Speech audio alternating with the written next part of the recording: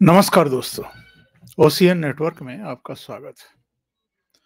Congress, Samajwadi party, NCP और उद्धव ठाकरे गुट, इनका जो हाल है वो इनके बयानों से और जो ये एक्ट कर रहे हैं उसके जो अंतर विरोध हैं उससे पता चलता है कि ये किस तरह के वैचारिक भंवर में फंस गए हैं, राजनीतिक व्यवस्थाओं में फंसे हुए हैं और तुष्टीकरण की राजनीति के चलते इनको अब किस तरह की असुरक्षा का भाव दिन रात खाए जा रहा है। सोनिया गांधी को, मल्लिकार्जुन खड़गे को, अधीर रंजन चौधरी को, सबको निमंत्रण पत्र भेजे गए प्राण प्रतिष्ठा समारोह में हिस्सा बनने के लिए। कई दिन तक तो इनकी चुप्पी रही और ये चुप्पी क्यों रही, अनिर्णय की स्थिति क्यों रही, ये भी हमारी आपकी समझ में आता है। सो कॉल्ड सेकुलर ब्रिगेड के जो दूसरे साथी हैं उनका क्या रुख रहता है, क्या रवैया रहता है, इसको जानने और भांपने के लिए ही कई दिन तक, हफ्तों चुप्पी साधे रहे कांग्रेस के नेता।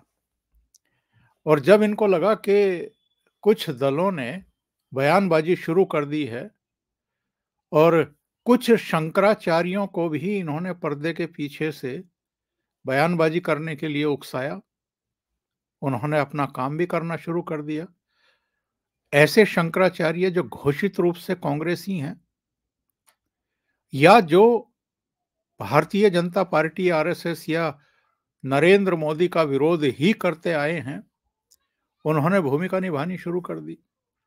और इसके बाद फिर कांग्रेस की तरफ से संस्थागत रूप से प्रेस कॉन्फ्रेंस में अलग अलग तरीके से बयान दिए जाने लगे और लगभग वैसा ही माहौल फिर से बनाने की एक चेष्टा की गई कि साहब, जब नई पार्लियामेंट का लोकार्पण हो रहा था तो जो आदिवासी वनवासी राष्ट्रपति है उनको नहीं बुलाया गया, जो सर्वोच्च संवैधानिक पद पर हैं उनको नहीं बुलाया गया और प्रधानमंत्री ने खुद ही उसका लोकार्पण कर दिया, इसलिए हम नई पार्लियामेंट के इनॉग्रेशन समारोह का बायकॉट करते हैं।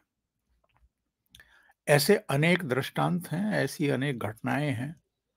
जीएसटी लागू करने से लेकर के तमाम, जिनका ये लोग बायकॉट ही करते आ रहे हैं।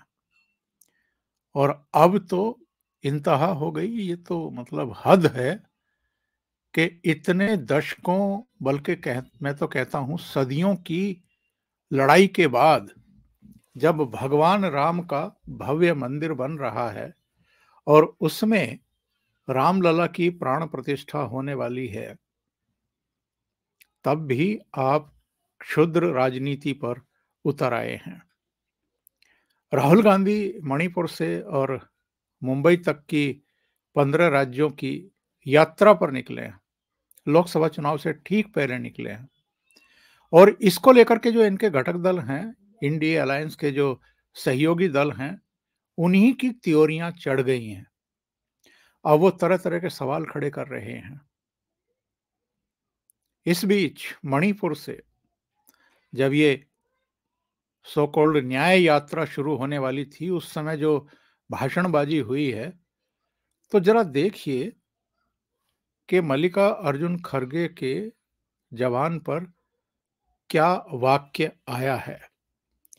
इस वाक्य को सुन लेते हैं और उसके बाद फिर इस कार्यक्रम को आगे बढ़ाते हैं, जानने की चेष्टा करते हैं कि ये बात इनकी जबान पर क्यों आ गई।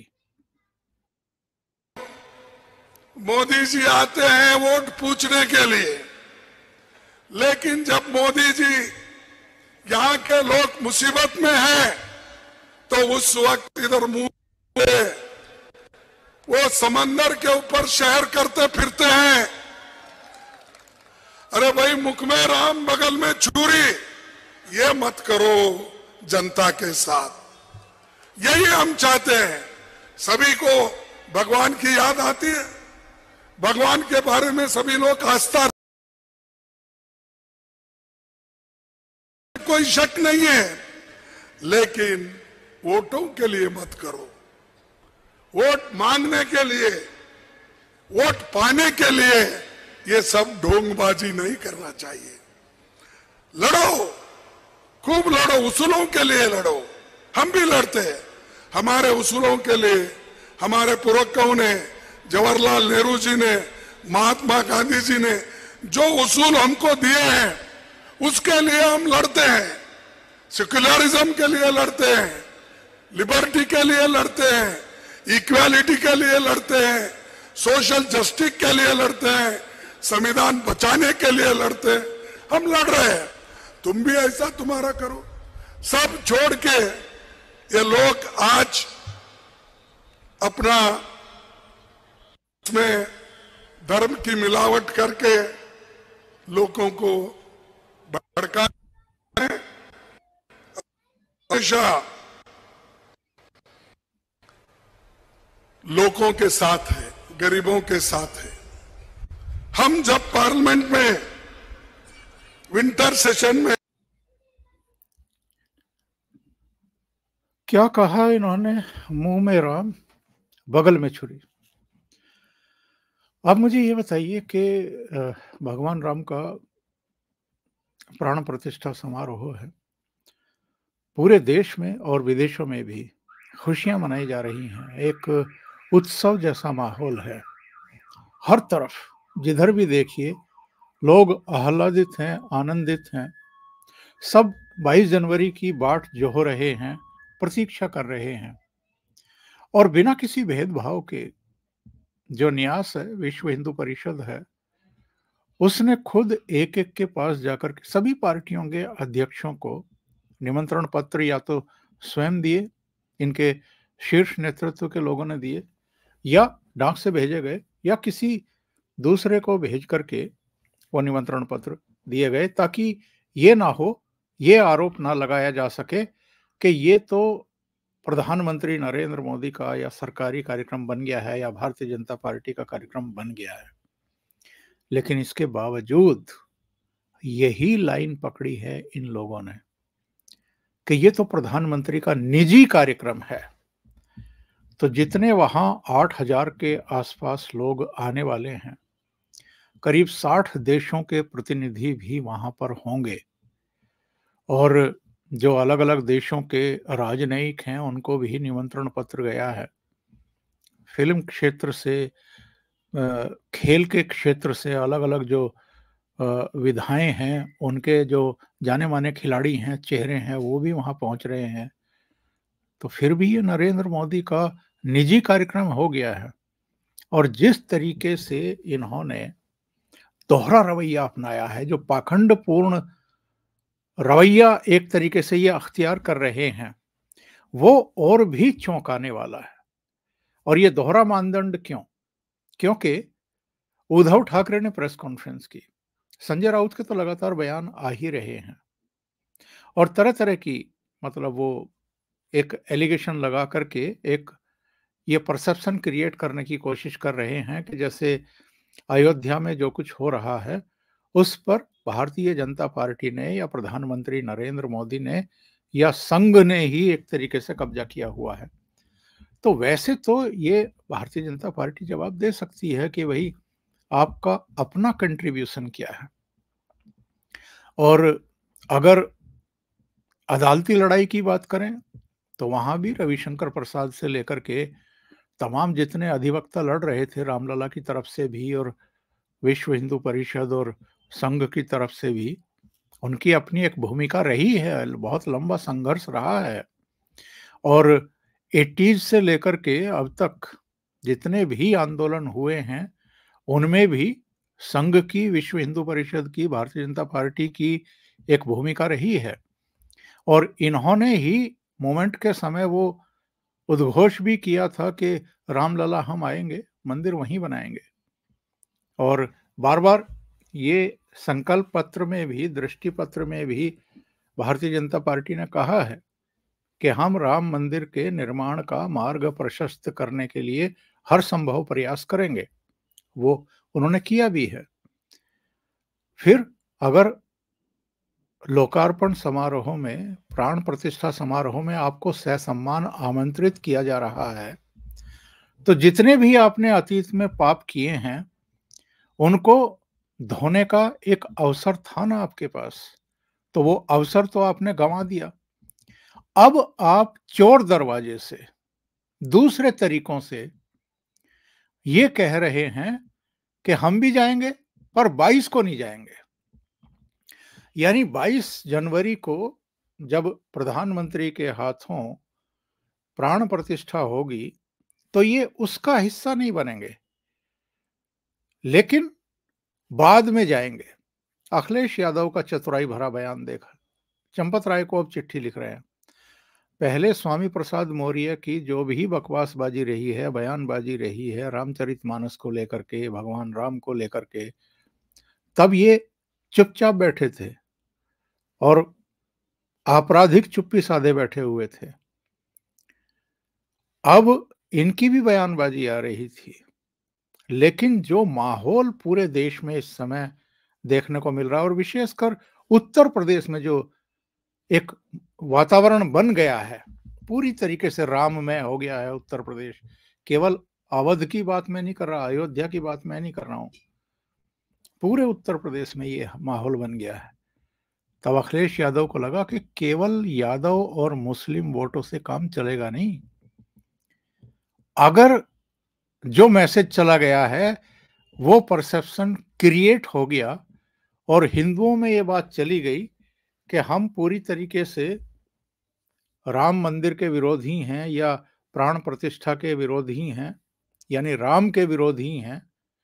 यानी जो गलती लगातार कांग्रेस कर रही है कि राष्ट्रीय हितों से जुड़े हुए जो फैसले हैं, जो मुद्दे हैं, उनका भी विरोध करने लगे हैं मोदी का विरोध करते करते, भारतीय जनता पार्टी का विरोध करते करते। और यही गलती अखिलेश यादव ने भी की है। लेकिन अब उनकी समझ में आ रहा है कि लोकसभा चुनाव केवल 2 महीने की दूरी पर हैं और अगर इसमें मैंने करेक्शन नहीं किया, जो रायता फैला दिया है, तो बहुत बड़ा नुकसान उठाना पड़ेगा, राजनीतिक नुकसान उठाना पड़ेगा। वैसे ही 2014 में भी 5 ही सीटें मिली थी 80 में से, 2019 में भी इनमें एक भी नहीं बढ़ी, वही 5 सीटें अखिलेश यादव की पार्टी को मिली थी। तो इसमें घटने के चांस ज्यादा हैं, बढ़ने के कम हैं, क्योंकि इस बार तो जो वातावरण बन रहा है इस समय उत्तर प्रदेश का, लोग तो कहने लगे हैं कि 80 की 80 सीटें अगर भारतीय जनता पार्टी और उनकी सहयोगी अपना दल जीत ले तो किसी को आश्चर्य नहीं होना चाहिए। पर मेरा ये मानना है कि 70 और 75 के बीच तो कहीं सीटें गई ही नहीं, इतनी सीटें तो भारतीय जनता पार्टी की आएंगी ही। तो अखिलेश यादव अब क्या कह रहे हैं घबरा करके कि साहब 22 को तो नहीं, चंपत राय को एक चिट्ठी लिखी है कि 22 को तो नहीं, पर 22 के बाद सपरिवार हम राम लला के दर्शन करने आएंगे, मंदिर के दर्शन करने आएंगे। तो 22 के बाद भी जाने की क्या जरूरत है। कांग्रेस तो और भी चालाक निकली। जो सेंट्रल लीडरशिप है, सोनिया गांधी, मल्लिकार्जुन खड़गे, अधीर रंजन चौधरी, वो तो कह रहे हैं जी हम 22 को नहीं आएंगे क्योंकि आधा अधूरा मंदिर है, और ऐसे में जबकि चारों शंकराचार्य भी नहीं आ रहे हैं, चारों, ये भी झूठ बोला जा रहा है कांग्रेस के द्वारा और कांग्रेस का जो इकोसिस्टम है उसके द्वारा। 2 ही शंकराचार्यों ने अलग अलग वजहों से बयानबाजी की है और इनमें से दोनों ही, एक तो पूरी तरीके से और दूसरे भी मोदी विरोधी बयानबाजी करने के लिए जाने जाते हैं। इनकी पहचान यही है। तो वो नहीं जा रहे हैं तो उनके निजी कारण होंगे, उनकी ईगो होगी जो कि होनी नहीं चाहिए, क्योंकि ये भगवान राम के लिए काज हो रहा है और भगवान राम के सामने तो ना कोई छोटा है ना कोई बड़ा है। अगर शंकराचार्यों का अहंकार इतना 7वें आसमान पर है तो फिर बैठे अपने मठ पर, ना जाएं। वहां तो फिर भी 8,000 के आसपास अतिथि पहुंच ही रहे हैं। अलग अलग जो संत समाज के लोग हैं, जो विचारधाराओं के लोग हैं, जो परंपराओं से जुड़े हुए अखाड़े हैं, उन सब के भी पीठाधीश्वर जा ही रहे हैं, लोग जा ही रहे हैं। और पूरा देश और विदेशों में भी, कई देशों में ये समारोह मनाए जा रहे हैं। 60 से अधिक देशों में कुछ ना कुछ आयोजन है। 150 से अधिक देशों में इसका लाइव प्रसारण होने वाला है।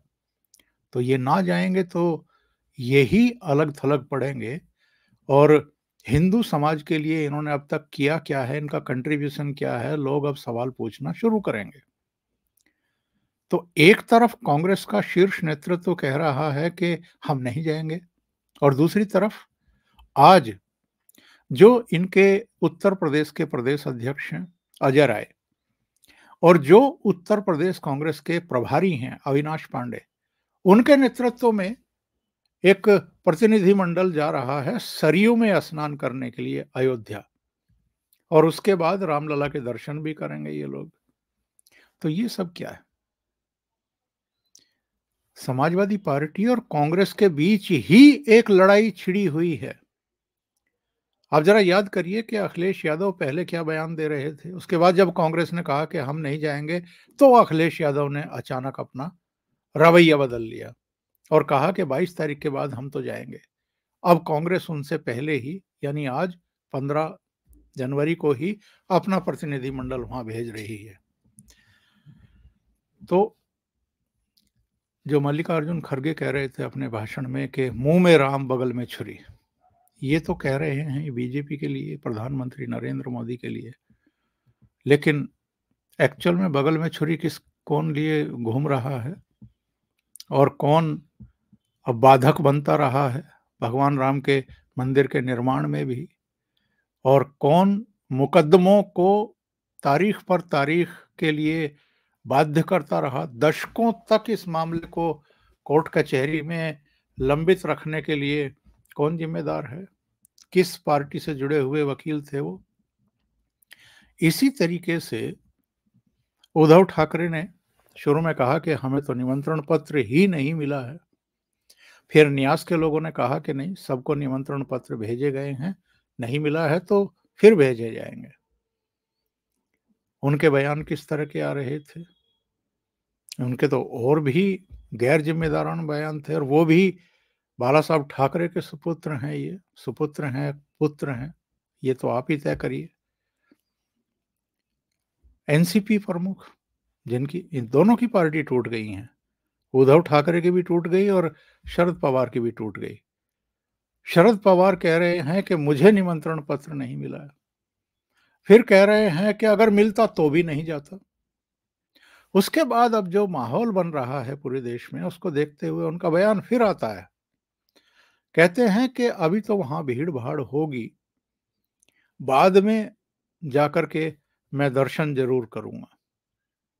और इनके एक नेता हैं जितेंद्र आवाड़, उन्होंने तो भगवान राम के बारे में पता नहीं क्या बकवासबाजी कर दी कि वो तो मांसाहारी थे और वन में रहते हुए उनकी मजबूरी हो गई थी मांसाहारी बनने की। उस पर जब बवाल शुरू हुआ तो शरद पवार ने कहा कि ये आस्थाओं से जुड़े मसले हैं और इन पर इस तरह की बयानबाजी नहीं करनी चाहिए। तो क्या कार्रवाई की आपने जितेंद्र आवाड़ के खिलाफ, या अखिलेश यादव ने स्वामी प्रसाद मौर्य के खिलाफ क्या कार्रवाई की? तो आजकल जिस तरह की ये बयानबाजियां चल रही हैं, ये सिर्फ और सिर्फ इसलिए चल रही हैं क्योंकि इन लोगों को भय सता रहा है कि जिस तरह का वातावरण बन रहा है, और इसका श्रेय जिस तरीके से भारतीय जनता पार्टी को मिल रहा है, आरएसएस को, विश्व हिंदू परिषद को मिल रहा है, प्रधानमंत्री नरेंद्र मोदी और उत्तर प्रदेश के मुख्यमंत्री योगी आदित्यनाथ को मिल रहा है, और जिस तरीके से अवधपुरी पूरा पूरा अयोध्या का विकास हुआ है, काशी का पहले विकास हुआ और अब अयोध्या का पूरा विकास हुआ है।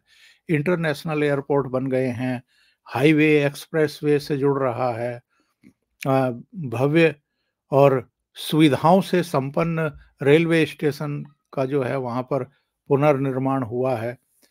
देश भर से वहाँ पर उस दिन फ्लाइट्स पहुँचेंगी और स्पेशल ट्रेन्स चलाई गई हैं। ये सब जो एक वातावरण बन रहा है, इसकी वजह से इनकी नींद हराम हो गई है। तो जो बात मल्लिकार्जुन खड़गे प्रधानमंत्री नरेंद्र मोदी के लिए कह रहे हैं, वो कांग्रेस पर भी लागू होती है, वो एनसीपी पर भी लागू होती है, समाजवादी पार्टी पर भी, उद्धव ठाकरे के गुट वाली शिवसेना पर भी लागू होती है, और कई दूसरे विपक्षी दल यही तो काम कर रहे हैं और शंकराचार्यों के जरिए करवा रहे हैं। अभी के लिए इतना ही। बहुत बहुत धन्यवाद। अगर आपको ये चैनल और इसके कंटेंट पसंद आ रहे हैं तो लाइक करें, कमेंट करें, वीडियो को शेयर भी करें। अभी तक अगर आपने ये चैनल सब्सक्राइब नहीं किया है तो सब्सक्राइब कर लें और साथ में लगे बेल आइकॉन को दबा दें ताकि आगे आने वाले वीडियो और उनके नोटिफिकेशन आप तक पहुंचते रहें। बहुत बहुत धन्यवाद। नमस्कार।